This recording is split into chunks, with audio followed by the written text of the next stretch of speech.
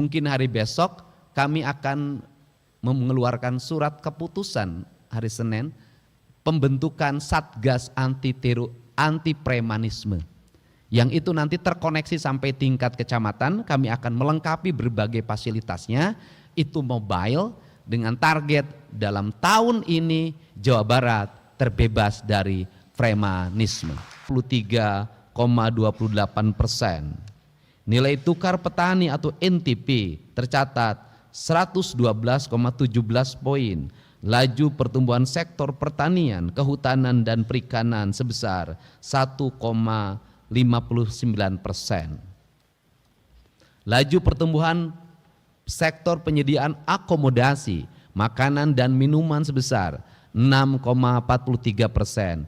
Indeks Williamson sebesar 0,686 poin.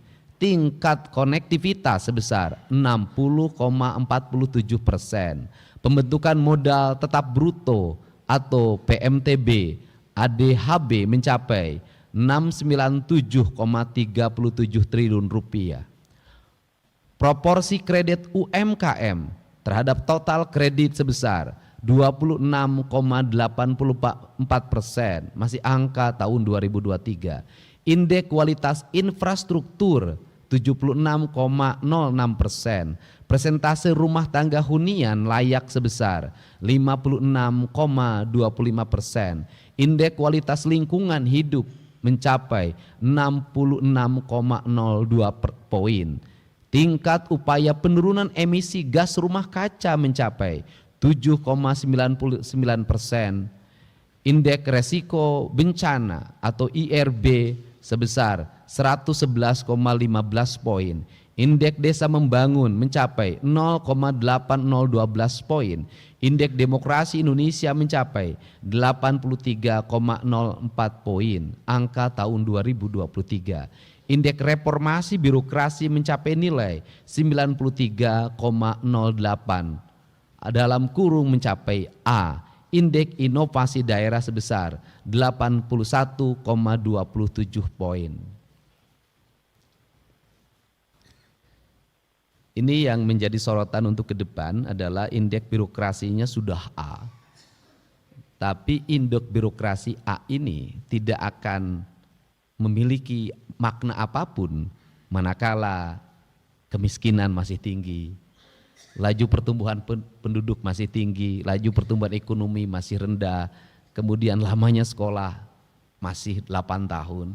Karena bagi saya ukuran layanan birokrasi bukan pada administrasi birokrasi, tapi pencapaian pembangunan itu sendiri sesungguhnya itu layanan birokrasi yang sebenarnya. Indeks daerah, indeks inovasi daerah sudah disampaikan tadi. Hadirin yang saya hormati, selanjutnya saya sampaikan capaian kinerja yang disampaikan berdasarkan urusan pemerintahan sebagai berikut. Urusan pemerintahan wajib pelayanan dasar meliputi urusan pendidikan, ditunjukkan dengan realisasi angka partisipasi sekolah atau APS usia 16-18 tahun sebesar 71,15%. Angka partisipasi sekolah usia 4-18 tahun penyandang disabilitas sebesar 56,39%. Ini catatan ke depan, artinya bahwa kerangka pijak pembangunan ke depan harus mendorong anak-anak penyandang disabilitas untuk bersekolah. Caranya tidak usah dibuat sekolah eksklusif, tetapi dibuat sekolah inklusif, di mana sekolah-sekolah dasar, sekolah menengah pertama dibuat ruang khusus untuk penyandang disabilitas. Mereka bisa bersama bersekolah dengan anak-anak yang lainnya secara setara. Karena jumlah sekolah yang inklusif jaraknya jauh dan rata-rata penyandang disabilitas orang tuanya tidak mampu. Mereka habis oleh ongkos untuk pergi ke sekolahnya. Nilai raport pendidikan sebesar 69,79 poin. Laju sektor penyediaan akomodasi makanan dan minuman sebesar 6,43%.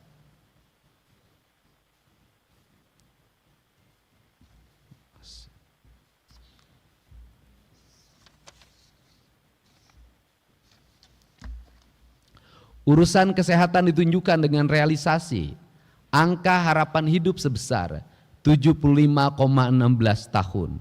Urusan pekerjaan umum dan penataan ruang ditunjukkan melalui 1A, tingkat kemantapan jalan sebesar 86,44%.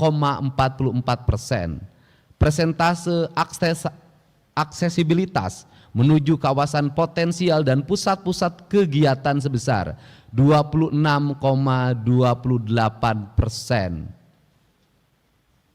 Ini yang masih catatan, artinya bahwa perspektif untuk pembangunan infrastruktur ke depan harus mulai diarahkan pada persentase aksesibilitas menuju kawasan potensial, kawasan ekonomi, kawasan industri, kawasan pertanian, kawasan peternakan, kawasan perikanan, kawasan kelautan, karena itu yang akan memberikan daya dorong terhadap pertumbuhan ekonomi. Aksesnya masih relatif rendah.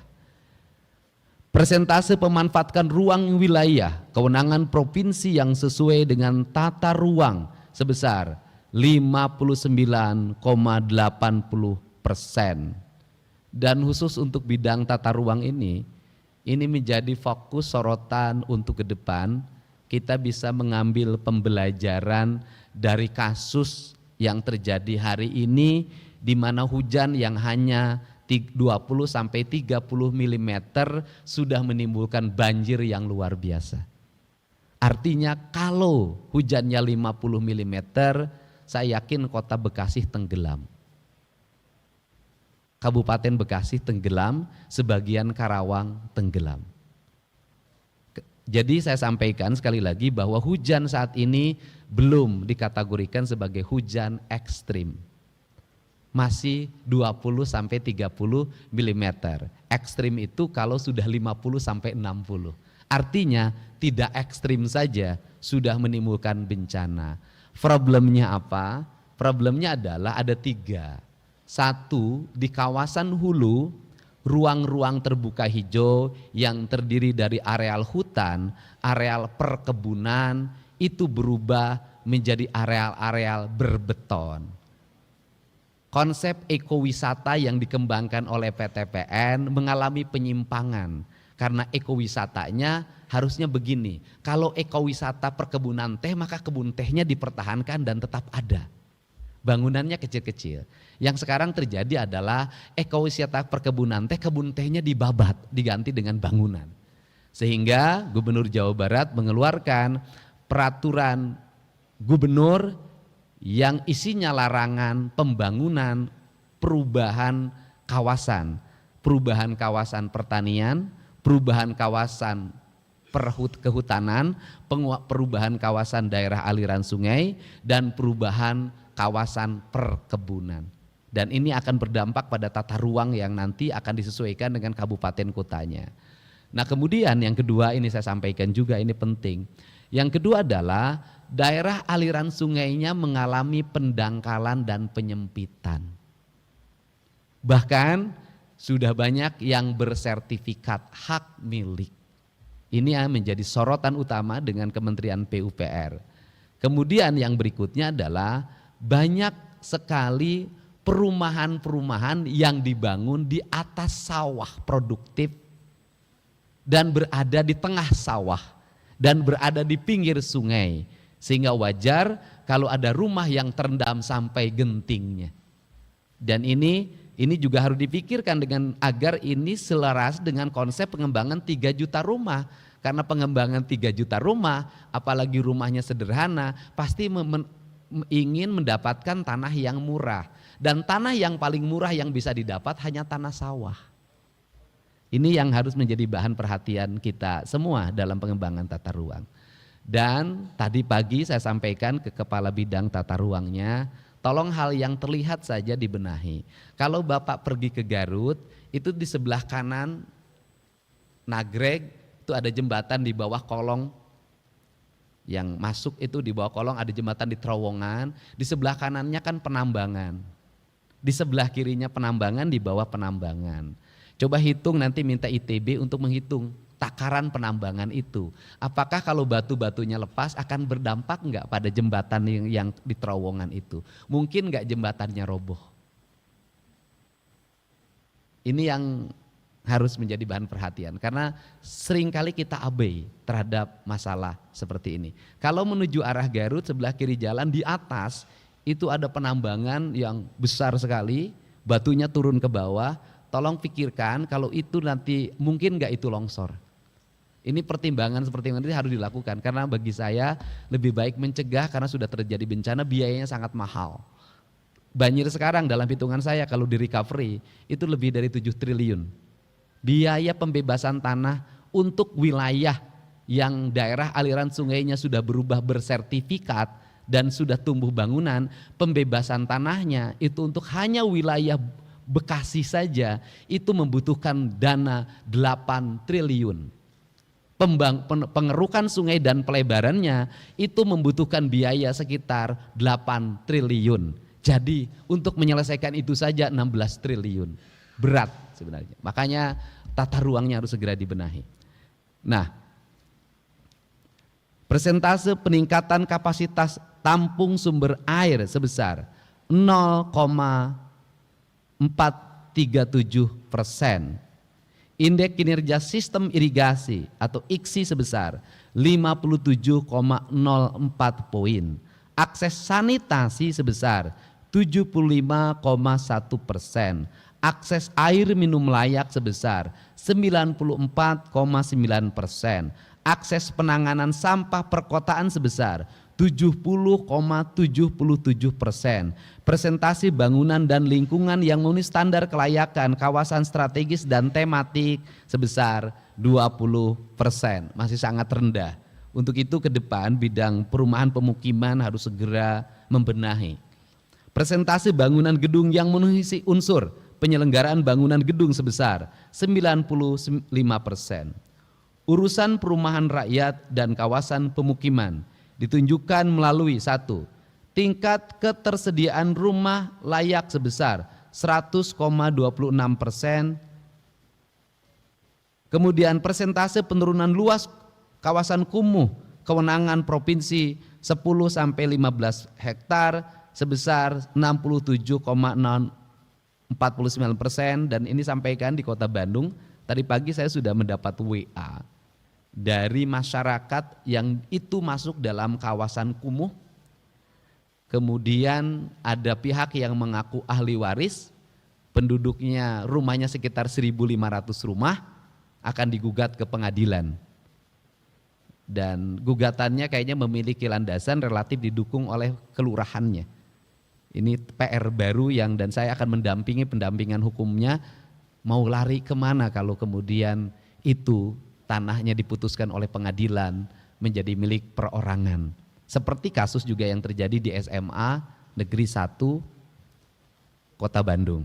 Dan saya akan terus memberikan pendampingan agar pemerintah provinsi memenangkan gugatannya. Kemudian urusan ketentraman, ketertiban umum dan pelindungan masyarakat ditunjukkan melalui indeks ketentraman dan ketertiban sebesar 100 poin, indeks ketahanan daerah sebesar 0,72 poin. Hal yang hari ini menonjol adalah orang tidak merasa tentram karena banyaknya orang yang mengaku sebagai ormas, yang mengaku sebagai LSM, yang sudah secara terang-terangan melakukan intimidasi. Di Kota Bekasi kemarin ada security yang diintimidasi. Di Kabupaten Bekasi salah satu ormas menaburkan sampah di depan kantor dinas kesehatan walaupun sudah minta maaf. Tadi malam Satuan Serse Polres Subang menangkap 6 orang yang melakukan pemerasan di kawasan industri Surya Cipta yang di situ ada perusahaan mobil listrik BYD yang akan merekrut 16.000 tenaga kerja. Dan kemarin seluruh problemnya sudah selesai, akses tol nanti hari Senin akan kita bicarakan, listrik sudah terkoneksikan dan tahun ini rekrutmen akan segera dilaksanakan. Nah, untuk mencapai solusi itu saya sampaikan ke para anggota DPRD bahwa tadi pagi saya sudah telepon Kapolda dan Pangdam, mungkin hari besok kami akan mengeluarkan surat keputusan hari Senin pembentukan Satgas anti premanisme. Yang itu nanti terkoneksi sampai tingkat kecamatan, kami akan melengkapi berbagai fasilitasnya, itu mobile dengan target dalam tahun ini Jawa Barat terbebas dari premanisme.